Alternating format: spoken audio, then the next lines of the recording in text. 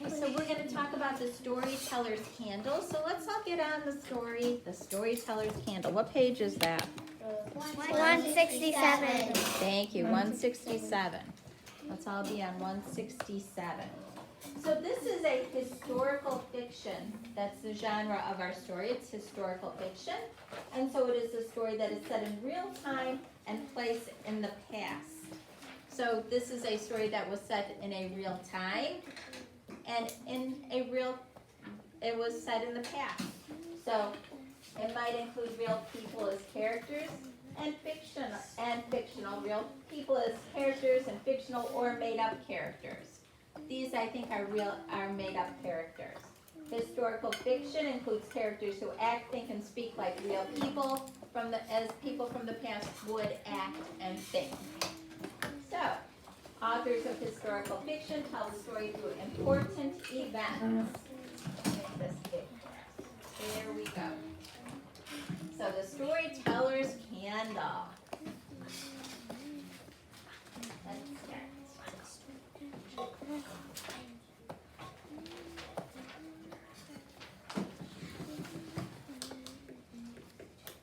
Introduction.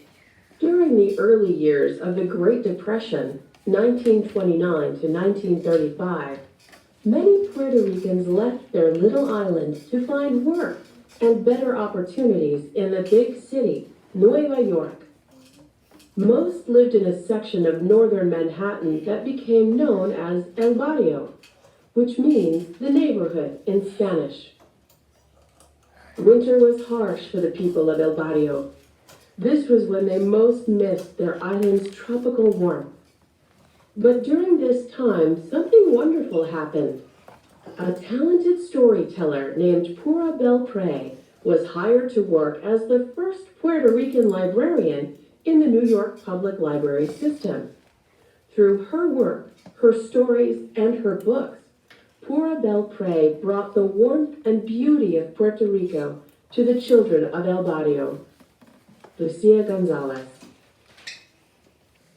Okay, so boys and girls, why did many Puerto Ricans leave their country during the Great Depression? Why did they leave? Mikey? Because they didn't have like really good jobs, but they wanted to find new opportunities in New York, because it's like a big town. Yeah, so they left to find work, better opportunities. They wanted to find better jobs, better opportunities. And so, what does the word El Barrio mean in Spanish? What does El Barrio mean? Isabella? The neighborhood. The neighborhood. Very good, the neighborhood. So let's keep reading. Hildemar shivered with cold as she walked home from school with her cousin Santiago. The icy afternoon wind froze their hands and burned their faces. It was the last week of school before winter break. It was also Hildemar's first Navidad in New York. The winter surprised Hildemar. She had never felt so cold before. Only a few months earlier, Hildemar had traveled with her family from Puerto Rico to New York on a large ship called El Ponce. The journey took 5 days. Now the summer sun seemed very far from El Barrio, and so Hildemar and Santiago rushed home as fast as they could to warm their hands by the old iron stove. That evening, the family sat down to eat together. Bendito, Mama Ninita said with a sigh. How I miss the soft breeze of December nights on our little island. Ah, said Tio Pedro, Santiago's father. I miss the delicious pasteles and the smell of roasting pork everywhere. I remember the perandas and aguinaldos when family and neighbors came to visit, sing, dance, and eat, said Titi Maria, Santiago's mother, closing her eyes and humming. El Dia de los Reyes, Three Kings Day was the best day of the year, Santiago chimed in. Do the kings travel this far? Asked Hildemar. Will they come this year? The next day, like every day on their way to school, Hildemar, Santiago, and Titi Maria passed a tall building with windows that seemed to invite them inside. This building was different from the dark apartment buildings that stretched from one street corner to the other. Titi Maria, what's inside? Hildemar asked. Can we go in? That's the library, Titi Maria replied. And libraries are not for nosy niños like you. How about grown-ups like you? Asked Santiago. We don't speak English, and the people in there don't speak Spanish, she told them. And so it was that they never went inside. So why have they never visited the library? Why have they never gone to the library? Brody? Because the people in there didn't speak, they thought that the people in there didn't speak Spanish, and they didn't speak English. That's right. They thought the people inside did not speak Spanish, and they thought those people only spoke English because they did not speak English. They only spoke Spanish. Words are only the picture. But then, that afternoon, a special guest came to Hildemar and Santiago's class. She was a tall, slender woman with dark eyes that sparkled like luceros in the night sky. When she spoke, her hands moved through the air like the wings of a bird. Buenos dias, good morning, she said. My name is Pura Belpre. I come from the public library, and I bring stories and puppets to share with you today. Ms. Belpre told stories with puppets, in English and in Espanol. Everyone laughed at the story of silly Juan Bobo chasing a three-legged pot. At the end of her show, Ms. Belpre invited the children to visit the library during winter vacation. The library is for everyone. La biblioteca es para todos, she said. Hildemar couldn't wait to tell everyone in El Barrio the good news. When Titi Maria picked the children up from school that day, they told her about the special guest, the stories, the puppets, and the library. Titi, Titi, they speak Spanish at the library, Hildemar shouted. Can we go to the library today? Santiago begged. Espanol in the library? But nenes, I am very busy today, she explained. I promise I'll take you one day. I want Mommy to come too, said Hildemar, but she's always working. Maybe we can all go on Saturday, suggested Titi Maria. Viva! Hooray! Hildemar and Santiago clapped and skipped all the way to the Bodega Centurse, where Don Ramon and Dona Sofia sold habichuelas, fresh vegetables, bread, and cafe. Okay, so now... Slender. If something is slender, it is thin. So they described Pura Belpre as slender. What does it mean if someone is slender? Maddie? If something is slender, it is thin. It is thin, so slender means thick. And so now it's exciting because the children are going to go where? Where are the children going to finally get to go? Isabella? The library. They're finally going to get to go to the library. Picture, store. And why are these nannies so happy today? Asked Dona Sofia, leaning from behind the countertop. Tell us, what's the good news? Asked Don Ramon. Don Ramon, they speak Spanish at the library, declared Hildemar. The other customers in the store were very interested in what Hildemar had to say. Que bueno, they explained. Do they have books in Spanish too? Dona Sofia wanted to know. Bueno, ya veremos. We'll see, said Don Ramon. That Saturday, Hildemar's mother and Titi Maria invited Dona Sofia and Don Ramon to come with them to the library. Santiago invited his best friend Manuel. The group walked along the snow-covered sidewalks, remembering Navidades back home. Soon they arrived at the handsome building. The adults stopped to look up at the tall doors, doubting whether they should go inside. Hildemar, Santiago, and Manuel ran up the stairs, leaving them behind. They couldn't wait. Inside, children filled the story room. Miss Belpre welcomed them with a smile. Bienvenidos, welcome, she said. The storytellers... I'm going to do 2 pages so you can see. Inside, children filled the story room. Miss Belpre welcomed them with a smile. Bienvenidos, welcome, she said. The storyteller's candle was lit, and soon the story began. Había una vez y dos hombres en Puerto Rico.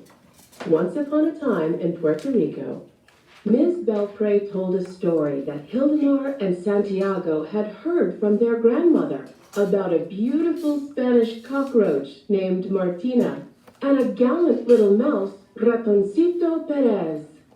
The story ended with a wave of applause.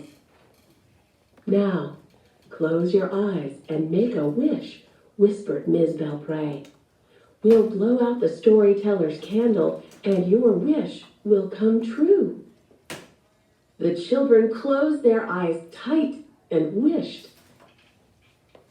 When the children opened their eyes, Miss Belpre made a special announcement. El Dia de los Reyes, Three Kings Day, is coming.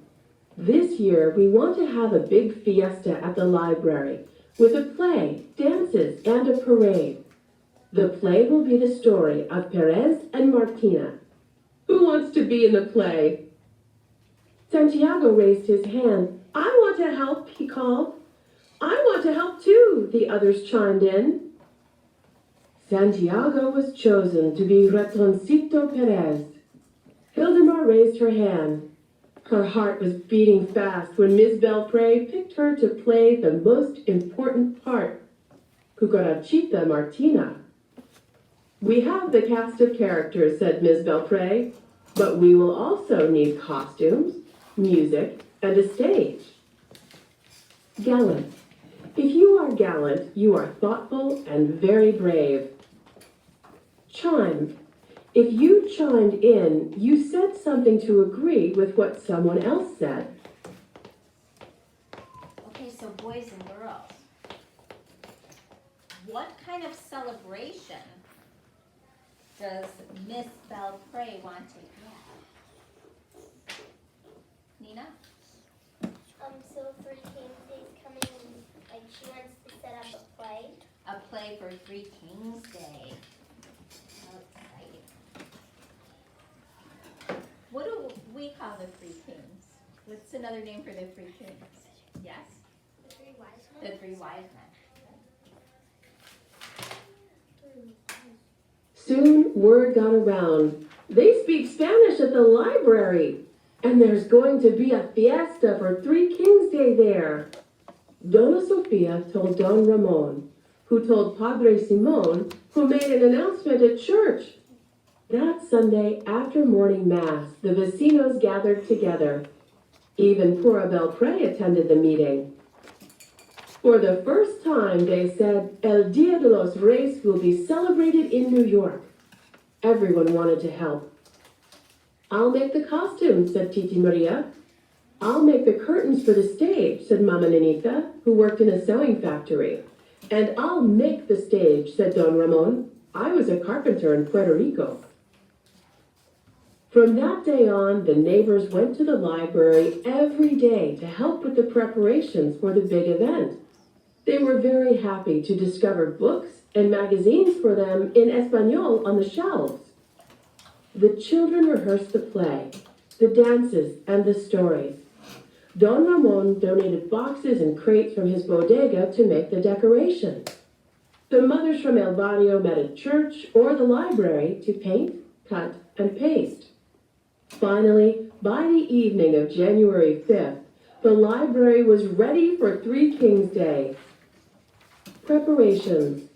The things that have to be done to get ready for an event are preparations. So what kinds of things do they need to put on the play? What kind of actual things do they need to put on the play? Name something. Crates, boxes. Yeah, so they needed the crates and the boxes. What else did they need? Allie? They needed stage and They costumes. needed stage and costumes. Leah? They needed props. They needed and props. A curtain. A what? A curtain. They needed a curtain for the stage. Oh, Yes? they needed a stage. Yes, they needed a stage. She said a stage. The next day, everyone came from far and near. Outside, the snow was rising high. Inside the library, the logs burned in an open fireplace, and the storyteller's candle flickered. The room bubbled with the voices of children and adults. Everyone spoke at once in Spanish and in English. Ay, qué lindo, how beautiful! The reading room had become an island in the Caribbean. A group of children sang aguinaldos while others waited impatiently for the show. Flickered. If a flame flickered, it gave off a light that moved in an unsteady way. Asalto! Boomed the voices of the paranderos, surprising everyone. The children stretched up on tiptoe for a good look. Saludos, saludos, vengo a saludar, sang the paranderos. Dona Sofia shook the maracas. Don Ramon scraped the guiro. Chakra, chakra, cha. And leading the group, strumming the cuatro, was Senor Lebron. Suddenly, there they were, the Three Kings. They marched through the room, sprinkling the children with candies and sweets. The music stopped, and the play began. Many years ago, in a little round house with a little round balcony, there once lived a Spanish cockroach named Martina. Hildemar stepped on stage. She was the most beautiful cockroach. And Santiago, what a handsome little mouse. Okay, so there they have the grown-ups are providing the music for the Three Kings celebration for their play. And so what did the Three Kings leave the children? What are the children getting? What are the children getting? Amelia? Candy and sweets. Candy and sweets. Yum, they're throwing candy and sweets to the children. That sounds like fun, doesn't it? Yeah. Wouldn't you like to have that? And And so, who are the main characters in this show that they're putting on? What are the main characters? Mikey? Santiago and Yes, that's who's playing them, but what are the main characters in the actual play? What are they? mouse A mouse and a what? and cockroach. A mouse and a cockroach.